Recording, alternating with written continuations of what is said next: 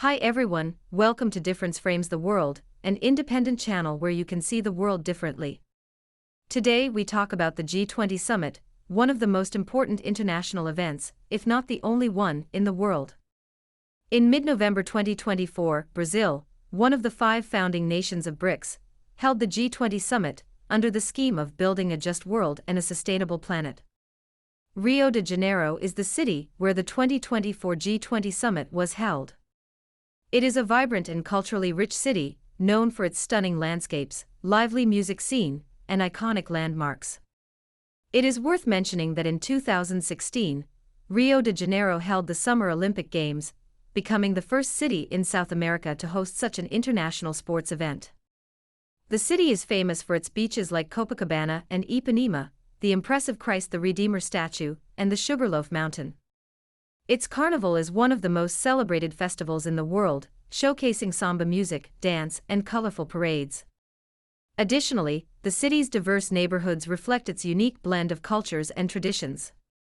It is a great city for visitors to explore historical sites, watch exotic dances, and enjoy local cuisines.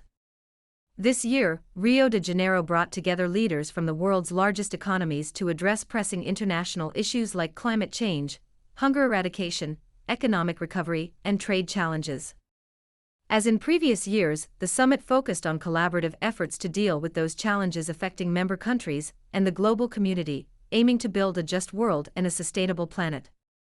The G20 summit in Brazil invited 19 member countries and a permanent guest nation, 19 other guest countries, and 2 international entities, the European Union and the African Union, representing about 85% of the world population and 2/3 of global GDP.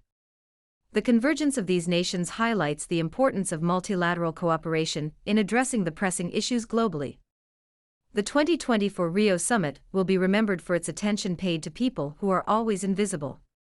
It witnessed the official launch of the Global Alliance Against Hunger and Poverty, committed to eradicating hunger by 2030 and promoting the Sustainable Development Goals.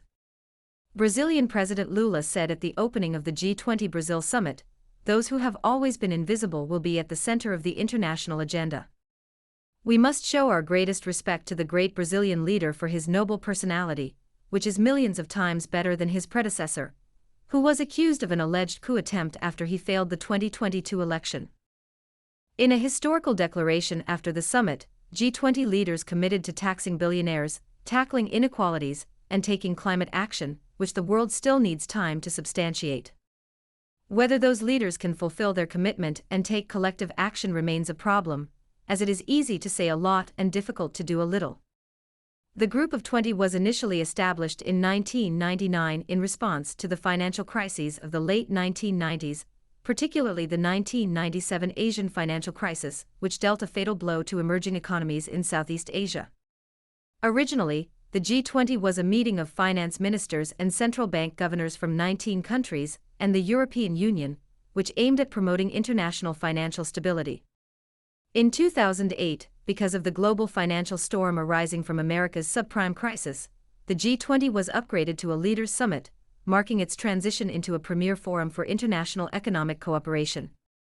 The first G20 Leaders Summit took place in Washington, D.C., the United States, bringing together national leaders to discuss coordinated responses to the subprime crisis.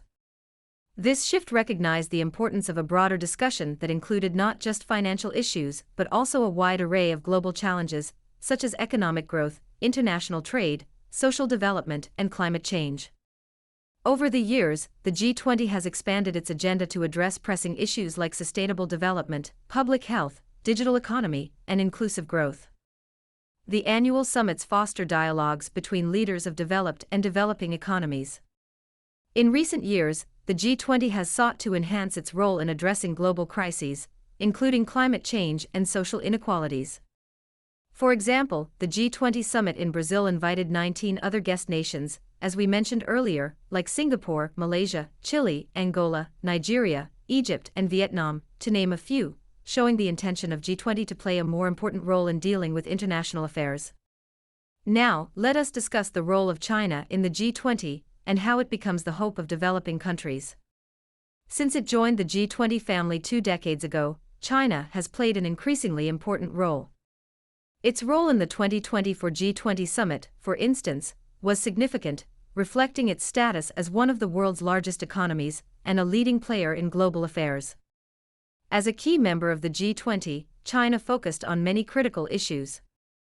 The number one priority China emphasized is the importance of economic recovery, advocating for coordinated fiscal and monetary policies among G20 members to stimulate growth. After the public health crisis in the past years, most economies, including developed nations like the US, the UK, Japan, and Canada, and emerging countries like China, India, and Vietnam, have been suffering. Global efforts must be taken to drag the sluggish global economy out of the swamp. Chinese President Xi Jinping said at the summit that China will pursue high-quality Belt and Road cooperation. With nearly $110 billion injected into the Silk Road Fund, China has developed a multidimensional Belt and Road connectivity network and committed to building a green and digital Silk Road. The second concern China has is global trade. The country appeals for reforms in trade practices and advocates for a multilateral trading system, countering protectionism and promoting free trade principles. The Global Development Initiative China promotes will greatly benefit the world's economy. In addition to the 1,100 development projects already in operation, China will support developing countries and deepen practical cooperation in poverty reduction, food security, and the digital economy, among others. When Donald Trump steps into office in January 2025, his America First policy will likely reverse the globalization process. His proposal to impose 60% tariffs on Chinese commodities will harm the trade relations between China and the United States, causing a lose-lose situation. Although China has become the first trading partner of over 100 countries, and exports to the United States only accounted for less than 2% of its GDP, Trump's new trade war will hurt China's exporters and America's consumers. China, however, does not rely as heavily on exports to the U.S. as it used to.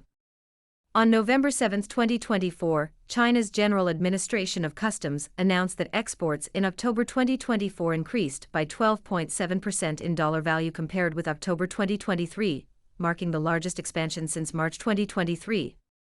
To prepare for the possible trade war during Donald Trump's second term, China will further strengthen its trade relations with other countries, and the percentage of exports to the U.S. in its GDP will continue to decline. At the summit, China promised to help Africa with nearly $50 billion in financial support to African nations. China's investment in Africa is a win-win strategy for both sides.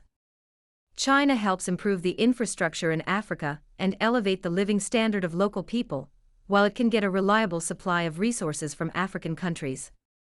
Beijing can also use its hard-earned US dollars in Africa, so it does not have to inject more RMB into the Chinese economy, avoiding severe inflation. China joined the Global Alliance Against Hunger and Poverty as a founding nation at the 2024 summit.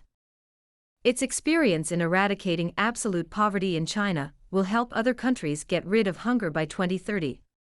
Chinese President Xi Jinping also promised to help Global South countries gain access to advances in science, tech and innovation through the Initiative on International Cooperation in Open Science, along with Brazil, South Africa, and the African Union.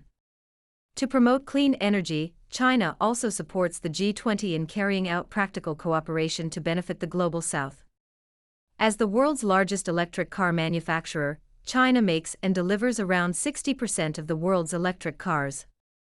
In 2023, 58% of the world's electric vehicles were made in China. With advances in technology, China will also boost the digital economy, enhancing cooperation on digital education and the digitization of museums and ancient archives. China also actively gets involved in the G20 Anti-Corruption Action Plan to enhance global collaboration in the fight against corruption, promoting integrity and transparency in governmental and private sector activities. China will work with correspondent countries in fugitive repatriation, asset recovery, and denial of safe haven to corrupted officials, to name a few only. Last but not least, China continues to pursue high-standard opening up and unilaterally opening its doors wider to the least developed countries.